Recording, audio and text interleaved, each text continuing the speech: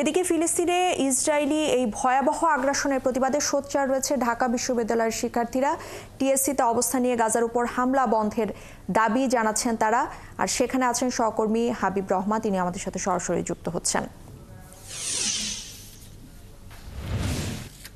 হাবিব, একটু জানাবেন যে এখানে কি শুধু শিক্ষার্থীরাই আছেন নাকি শিক্ষার্থীরা ছাড়াও অন্যান্যরা টিএসসিতে অংশ নিয়েছেন? আরেকটি ব্যাপার জানতে চাচ্ছি আপনার কাছে যে এই যে কর্মসূচি, এর পরবর্তীতে আসলে আর কি ধরনের কর্মসূচি রয়েছে তাদের?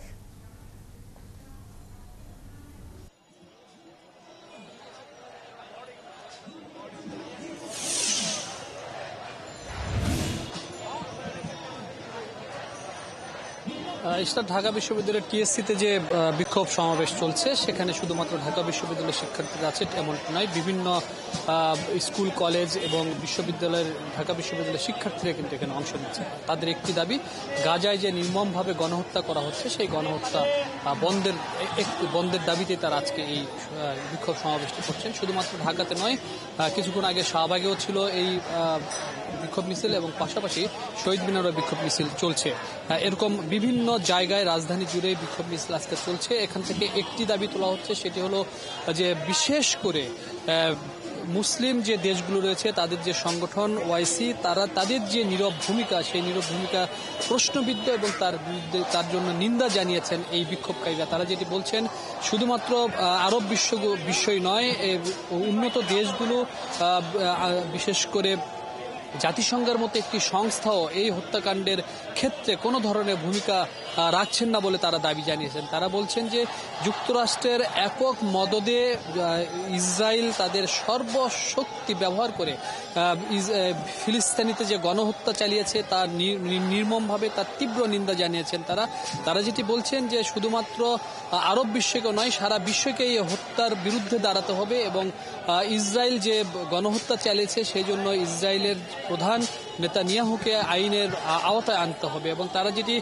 বলছেন যে আজকের এই বিক্ষোভ মিছিল থেকে সারা বিশ্বকে একটি বার্তা তারা দিতে চান, সেটি হলো যে শান্তির পথে সবাইকে আসতে হবে এবং বিশেষ করে মানুষ হত্যা করে মানবতার যে লঙ্ঘন করা হয়েছে সেই লঙ্ঘনের তারা বিচার দাবি করছেন। এবং পাশাপাশি আমরা যেটি দেখেছি যে আবারও তরুণরাই কিন্তু এই যে বিক্ষোভ সমাবেশ আমরা দেখছি, তরুণদের হাতেই কিন্তু সেই বিক্ষোভ সমাবেশের লাঠি বা বিক্ষোভ সমাবেশের যে শক্তি সেটি কিন্তু এই তরুণদের হাতে আমরা আসলে এখানে দেখতে পাচ্ছি। এখানে গাজার যে পতাকা, সেই পতাকা উড়িয়ে প্রতিবাদ করা হচ্ছে। বিশেষ করে বলা হচ্ছে স্ট্যান্ড উইথ গাজা, গাজার পাশে দাঁড়ানোর জন্য বলা হচ্ছে। এবং সেখানে একটি দেখতে পাচ্ছেন যে গাজা গণহত্যার বিরুদ্ধে বাংলাদেশ, এই তরুণ যারা আন্দোলন বিক্ষোভে নেমেছেন, বিশেষ করে বিভিন্ন শিক্ষা প্রতিষ্ঠানের শিক্ষার্থীরা, তাদের একটি দাবি যে মানবতার বিরুদ্ধে দাঁড়িয়ে আসলে বিশ্ব শান্তির পথে এগুতে পারবে না।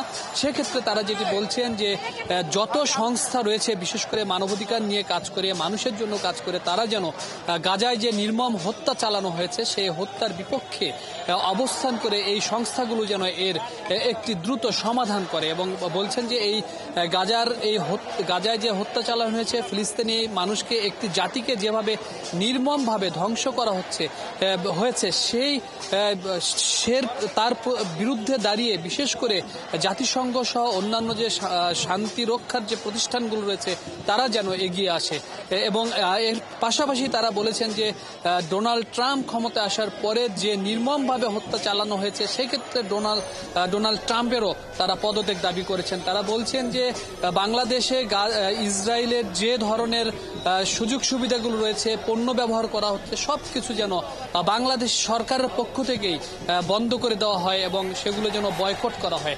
এমন নানা ধরনের পদক্ষেপের কথা তারা জানিয়েছেন। পাশাপাশি আমরা শুনেছি যে একটি গায়েবী জানাজা হওয়ার কথা রয়েছে, সেটি তারা করবেন। পাশাপাশি এখন থেকে গাজার বা ফিলিস্তিনিতে কোনো ধরনের হামলা হলেই সাধারণ মানুষ তার প্রতিবাদ করবে বা এই বিক্ষোভকারীরা তার প্রতিবাদ করবে, এমন নানা ধরনের কর্মসূচি তারা দিবেন বলে আমাদেরকে জানিয়েছেন। এবং বিশেষ করে আমরা দেখেছি যে এই বিক্ষোভকারীরা বলছেন যে এই হত্যাকাণ্ড অনেকটাই বর্বর আকারে করা হয়েছে এবং মানুষকে এভাবে হত্যা করতে পারে এটি তারা আসলে কোনোভাবেই মেনে নিতে পারছে না। তারা বলছেন যে ইসরায়েল একেবারে তাদের যে যে সর্বশক্তি ব্যবহার করে ফিলিস্তিনি মানুষকে, নিরীহ মানুষগুলোকে, শিশুগুলোকে হত্যা করেছে তা অনেকটাই নির্মম এবং গণহত্যা। সেই হিসেবে তারা বলছেন যে এই হত্যার সাথে যারা মদদ দিয়েছে, যারা জড়িত, তাদের সকলকে বিচারের আওতায় আনার তারা দাবি জানিয়েছেন। এখানে একটি বিশৃঙ্খলা তৈরি হয়েছিল, সেটি আমরা দেখেছি যে হাতাহাতির পর্যায়ে একটি ঘটনা ঘটেছিল, তবে সেটি অনেকটা পরে শেষ হয়েছে এবং আমরা জানতে পেরেছি যে কেউ একজন বলেছিল যে এখানে যে আরবিতে লেখা, কলেমা লেখা একটি পতাকা, সেটি উড়ানো যাবে না, এমন একটি কথা নিয়ে একটি বিশৃঙ্খলা হয়েছিল, তবে সেটি সমাধান হয়েছে আমরা দেখেছি, আমরা জানতে পেরেছি। এবং আমরা দেখছি যে টিএসসি সহ বাংলাদেশ এবং সারা বিশ্ব এখন উত্তাল।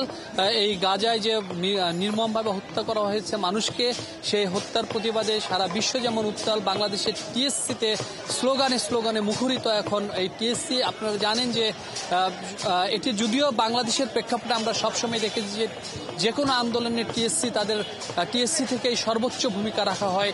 গাজার এই ঘটনায়ও টিএসসির যে আমরা দেখছি যে টিএসসিতে এসে তরুণরা, বিশেষ করে বিভিন্ন বিশ্ববিদ্যালয়, কলেজ, স্কুলের শিক্ষার্থীরা এখানে এসে অবস্থান নিয়েছে এবং তাদের প্রতিবাদ তারা এখান থেকে জানাচ্ছেন। তাদের প্রতিবাদের একটি ভাষা, সেটি হলো গাজায় যে হত্যাকাণ্ড হচ্ছে সেটি বন্ধ করতে হবে, পাশাপাশি সারা বিশ্বের মানুষকে গাজার হাবিব রহমান, আপনাকে ধন্যবাদ আমাদের সাথে যুক্ত হবার জন্য।